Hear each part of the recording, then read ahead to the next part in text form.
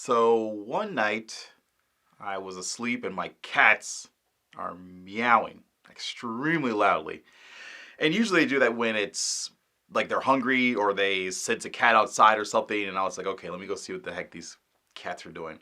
So I go into the living room and one of the cats is just staring at one of the walls and meowing at it. And I was like, what is he looking at? This is extremely weird. So I figured I would take a picture of it to show my wife in the morning, like, hey, these cats are crazy. So I take the photo, and the flash goes off. The cat doesn't respond at all; it just keeps staring at the wall. And as I looked at the photo, I thought it would be crazy if I saw something in the photo, like if I saw what the cat was actually staring at. And like it was that little like nugget of curiosity that inspired me to start working on what came to be our short film, Static.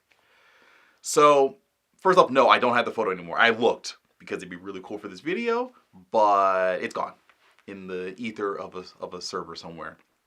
But, the important thing is to, always had to keep your mind open to different things that may seem ordinary or not ordinary to see what inspiration they can give you for a story. So, keep writing, keep creating, and keep making mistakes because we definitely will, but it's a good way to learn.